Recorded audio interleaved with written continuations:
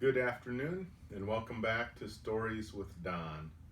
We are reading Matilda by Roald Dahl, a delightful little book, and we are starting the second chapter, and it is entitled Mr. Wormwood, the Great Car Dealer. Matilda's parents owned quite a nice house with 3 bedrooms upstairs, while on the ground floor there was a dining room and a living room and a kitchen. Her father was a dealer in second-hand cars, and it seemed he did pretty well at it. Sawdust, he would say proudly, is one of the greatest secrets of my success, and it costs me nothing. I get it free from the sawmill. What do you use it for? Matilda asked him. Ha! Said the father. Wouldn't you like to know? I don't see how sawdust can help you to sell second-hand cars, Daddy. That's because you're an ignorant little twit, the father said. His speech was never delicate, but Matilda was used to it. She also knew that he liked to boast, and she would egg him on shamelessly. You must be very clever to find a use for something that costs nothing, she said. I wish I could do it. You couldn't, the father said. You're too stupid. But I don't mind telling young Mike here about it, seeing he'll be joining me in the business Sunday.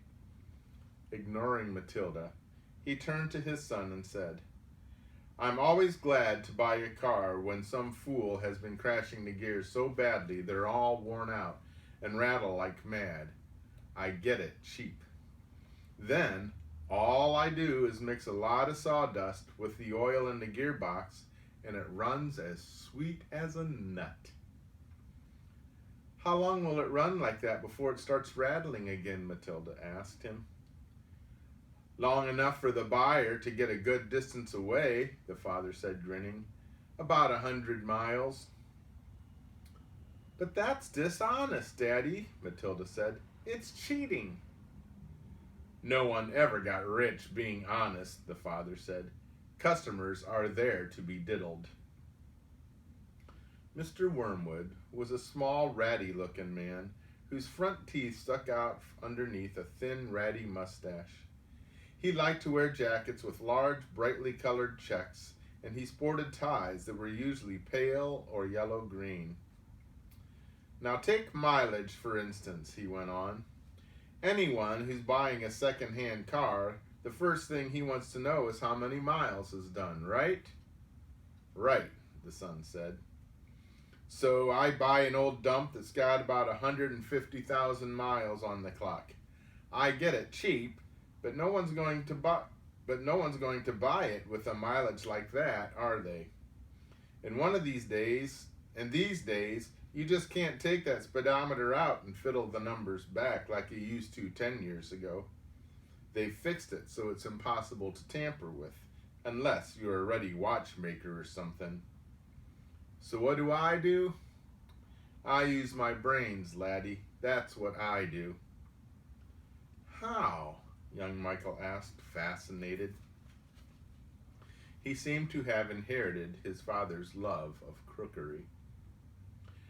I sit down and I say to myself, how can I convert a mileage reading of 150,000 into only 10,000 without taking the speedometer to pieces? Well, if I were to run the car backwards for long enough, then obviously that would do it. The numbers would click backwards, wouldn't they? But who's going to drive a flaming car in reverse for thousands and thousands of miles? You couldn't do it. Of course you couldn't, young Michael said. So I scratch my head, the father said. I use my brains. When you've been given a fine brain like I have, you've got to use it. And all of a sudden, the answer hits me. I tell you, I felt exactly like that other brilliant fellow must have felt when he discovered penicillin. Eureka! I cried. I've got it! What did you do, Dad? The son asked him. The speedometer, Mr. Wormwood said, is run off a cable that is coupled up to one of the front wheels. So first, I disconnect the cable where it joins the front wheel. Now I get one of those high-speed electric drills and I couple that up to the end of the cable in such a way that when the drill turns, it turns the cable backwards. You got me so far? You following me? Yes, Daddy, young Michael said. These drills run at tremendous speed, the father said. So when I switch on the drill, the mileage numbers on the speedo spin backwards at a fantastic rate. I can knock 50,000 miles off the clock in a few minutes with my high-speed electric drill.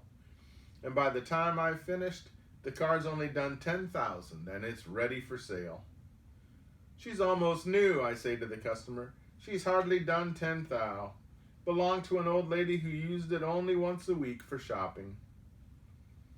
Can you really turn the mileage back with an electric drill? Young Michael asked. I'm telling you trade secrets, the father said. So don't you go talking about this to anyone else. You don't want to put me in a jug, do you?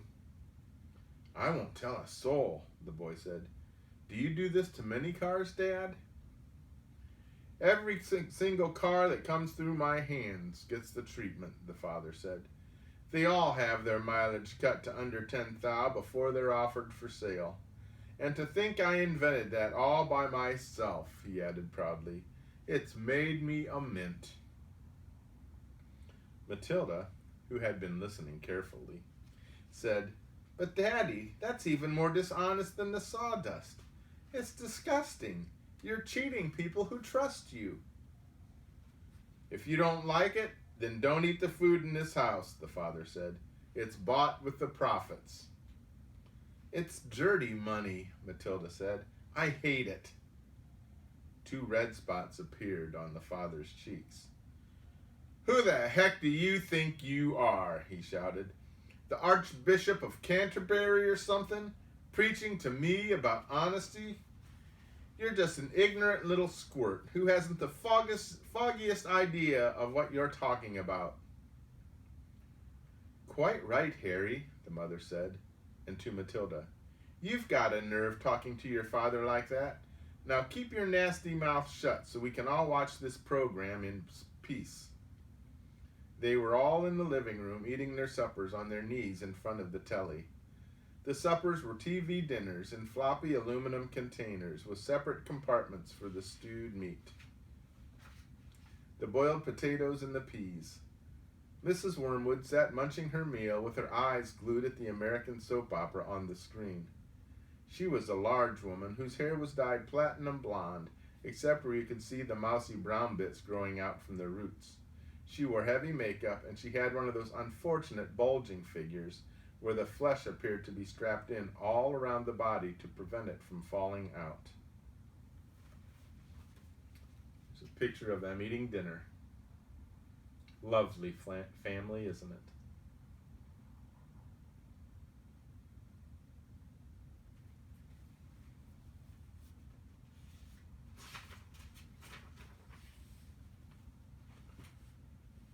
Mummy, Matilda said, would you mind if I ate my supper in the dining room so I could read my book? The father glanced up sharply. I would mind, he snapped. Supper is a family gathering and no one leaves the table till it's over. But we're not at the table, Matilda said. We never are. We're always eating off our knees and watching the telly. What's wrong with watching the telly, may I ask? The father said. His voice had suddenly become soft and dangerous. Matilda didn't trust herself to answer him, so she kept quiet. She could feel the anger boiling up inside her. She knew that it was wrong to hate her parents like this, but she was finding it very hard not to do so. All the reading she had done had given her a view of life that they had never seen. If only they could read a little Dickens or Kipling, they would soon discover there was more to life than cheating people and watching children. Another thing, she resented being told constantly that she was ignorant and stupid when she knew she wasn't. The anger inside her went on boiling and boiling, and as she lay in bed that night, she made a decision. She decided that every time her father or mother was beastly to her, she would get her own back in some way or another.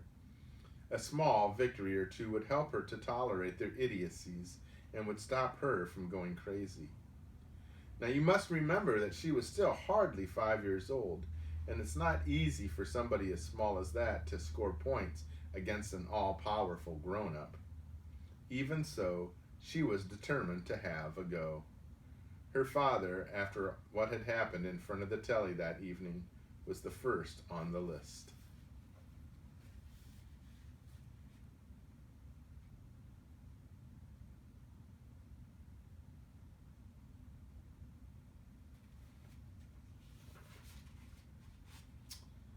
And that is for the next chapter.